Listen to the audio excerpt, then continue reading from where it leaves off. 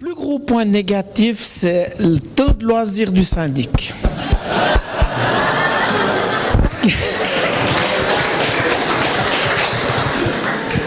Non, un peu plus sérieusement. Il y a toujours cette question est chaque fois posée, et puis vous avez bien raison de la poser. C'est toujours très difficile à répondre de manière objective, parce que souvent ces bénéfices et ces inconvénients, on va dire, se cumulent ou dépendent de la personnalité des gens, soit de celui qui subit, on va dire, l'inconvénient, on va dire ça comme ça, qui dit que c'est embêtant, ou alors on va parler du municipal, du syndic qui répond en fait à ça. Bien sûr qu'il y a des points négatifs. Je suis quasiment certain que pour certaines personnes, il y a eu une perte de proximité. Par exemple, quand vous étiez à Combremont, c'était 300 habitants, donc c'est le 10e de la commune, ça donne un peu le village moyen, comme ça.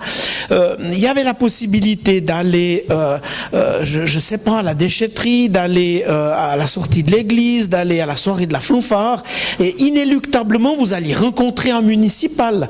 Alors est-ce que c'était toujours agréable pour le municipal d'être accroché à ce moment-là? Ça, on peut se poser la question, mais disons, il y avait cette proximité, cette identification entre la personne et l'autorité. Je reconnais, je vous l'ai dit avant, c'est pas possible d'avoir la présence qu'avait la présence de mes 8 collègues avant. Donc de ce côté-là, je suis certain qu'il y a certaines personnes qui sentent en fait une perte de proximité. Mais d'un autre côté, il y a des gens qui m'ont dit, maintenant ils reçoivent ces petits bulletins. J'ai été il n'y a pas longtemps là chez quelqu'un pour une personne âgée. Il y a les 14 bulletins qui sont empilés à côté du téléphone. Elle a lu ça scrupuleusement, elle a encadré certaines choses. Je suis sûr pour cette dame qui a environ 80 ans, elle a plus d'informations communales, honnêtement, qu'elle en avait avant. Alors voilà, c'est pour ça que je vous dis, oui, si je dis tout bêtement, perdre la proximité, c'est pas juste, parce que pour certains, c'est pas du tout vrai, puis pour certains, ça a été ressenti. Peut-être, on avance, vous avez entendu, dans les communes fusionnées, ça a été très très bien expliqué. Alors je salue là la qualité de la présentation qui vous a été faite. On n'a jamais été dans une réflexion aussi fondamentale que ça dans nos discussions de fusion. Mais les projets avancent, on va plus vite qu'avant, ça c'est clair. Le monde va plus vite qu'avant autour de nous. Et il y a certaines personnes qui ont peut-être encore plus l'impression d'être décrochées par rapport à ce problème-là. Et pas seulement dans les petits villages. Je dirais que dans les petits villages, des fois, ils ont l'habitude, ils avaient une très forte espérance que ça allait aller de l'avant, d'accord? Je prends à Grange-Marnin, c'est pas la fusion qui a amené ça, c'est les opportunités qui nous passent devant. On construit un EMS de 50 places, on va faire un projet pour 20 appartements protégés, on va avoir un HNM, un home non médicalisé, on construit une centrale de chauffage à distance. C'est clair que là, il y a certaines personnes qui identifient tous ces projets à tort à la fusion, et puis ils déconnectent un petit peu par rapport à ces réalités-là. On a répondu, encore je fais très court, on a répondu à cette problématique, on l'a ressentie, elle est venue après coup.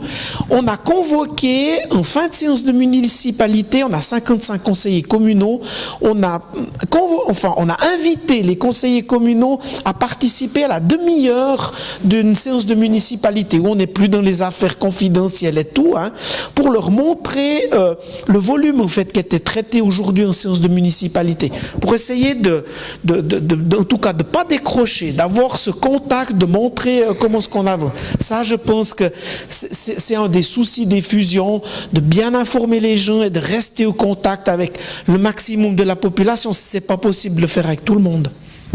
Merci beaucoup. Merci beaucoup. Gardez-le peut-être. On peut peut-être reposer la question aussi à l'autre syndic, finalement, de savoir si lui, de son côté aussi, il y a peut-être eu quelque chose de négatif a posteriori. Oui, bien sûr qu'il y aura toujours ceux qui auront l'esprit un peu chagrin puis qui trouveront qu'il y a des affaires qui il découle de la fusion, comme ça a été dit, mais souvent c'est pas forcément ça. C'est vrai que la proximité, à présent, bon, j'ai toujours un commerce à Oran, donc la proximité d'Oran-la-Ville, les gens voient quand même, mais ils disaient on voit plus le syndic au village. On avait l'habitude avant de siéger le mercredi, eh bien effectivement on croisait, on sortait dans le village, on croisait tout le monde, on avait plus de questions. C'est vrai que les gens ont plus contact direct avec la municipalité, mais je crois que c'est aussi peut-être un bien. Je veux pas dire qu'on voit personne parce qu'on est tout le temps dans le terrain et puis on cause beaucoup. Mais par contre, quand il y a des questions très pointues, il y a des bureaux techniques, il y a des précisions qu'on peut leur apporter. Je dis toujours à mes collègues, j'ai dit, mais envoyez nos collaborateurs, ils sont là pour ça. Si on a le contrôle des habitants, une petite chose qui va pas, ou le bureau technique, c'est eux qui vont expliquer la loi, la base réglementaire, comme ça doit se faire. Puis après, nous, municipales, c'est nous qu'on va peu arrondir les angles pour expliquer qu'éventuellement, ça, c'est vraiment la loi. Ce qui a été dit, c'est juste. On peut faire un petit bout, mais on peut pas tout faire. Tandis qu'avant, il y avait quand même des décisions qui étaient prises. Je vous en citerai qu'une. Quand on a repris les communes, vous savez que pour les abris PC, les taxes de non-construction pour les abris PC doivent être comptabilisées, les communes doivent les encaisser. Puis ils sont comptabilisés dans un compte régi par le canton et il est très précis. Chaque fois que vous mettez en enquête un bâtiment, vous devez faire des abris PC. Cette municipalité avait décidé, parce qu'il y avait certainement des municipaux concernés, qu'ils ne l'encaisseraient pas et puis que c'était comme ça. Alors personne n'a payé la taxe. Quand on a repris cette commune, il y avait quand même 50 000 francs, mais la caisse était vide. Puis quand on a posé la question, ils ont dit « Oh, mais ça a toujours été comme ça ». Alors bien sûr que ça a toujours été comme ça, mais on ne peut pas continuer comme ça, on est obligé, si on veut gérer une population beaucoup plus grande, on doit être cohérent partout, puis surtout une égalité. C'est vrai qu'on a aussi eu, peut-être une chose négative pour certaines, la commune des Tiolaires, encore eux, petite commune qui n'a pas de centre de village. Et puis la route cantonale, vous savez, avec les traversées cette commune sur 1800 mètres, donc c'est presque 2 kilomètres, où l'État la déneigeait, l'entretenait, et elle envoyait la facture à la commune. La commune a dit non, on ne peut pas vous la payer. Ils étaient 120 habitants. C'est clair, quand vous recevez l'entretien d'une route cantonale pour à peu près 2 kilomètres, ça fait quand même pas mal d'argent. Et puis eux, ils leur versaient entre 3 et 4 000 francs ce qu'ils pouvaient par année. Alors c'était fantastique. Le canton avait accepté. Ben, ma foi, leur comptabilité faisait que. Mais une fois qu'on a repris cette commune, alors ils nous ont dit à présent, c'est une route en traversée, vous la reprenez. Puis on a dit, ouais, alors là on a négocié. On a dit, mais écoutez, le village des Tiolaires, des tavernes, il n'existe plus. Il n'y a pas de centre de village, il n'y a rien. Alors ils ont été d'accord, on a enlevé le panneau des tavernes, il n'existe plus, puis le canton nous a repris l'entier de cette route. Donc c'était une très bonne opération. Mais quand vous allez à la vente paroissiale, puis que vous rencontrez les citoyens des tavernes, eh ben, ils ne sont pas très contents puisqu'ils n'ont plus leur tableau. Mais si vous expliquez tout ça, vous leur expliquez que c'est quand même des milliers de francs gagnés pour la commune, et puis qu'on va leur refaire autre chose pour qu'on signale quand même qu'il y a une commune qui a existé, on va le faire. Mais effectivement, le panneau des tavernes n'existe plus. Merci. Monsieur Friedli, vous vouliez ajouter quelque chose? Donc je ne vais pas